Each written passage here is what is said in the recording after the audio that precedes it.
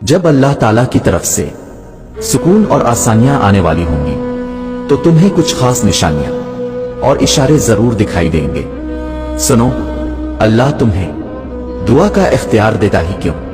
अगर इसने तुम्हारा नसीब ना बदलना होता वो तुम्हें कहता ही क्यों कि पुकारो मुझे?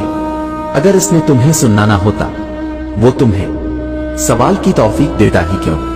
अगर इसने तुम्हें जवाब न देना होता वो फरमाता है खुद को अकेला हरगिज न समझो, तुम जहां कहीं भी हो मैं भी वहां हूं।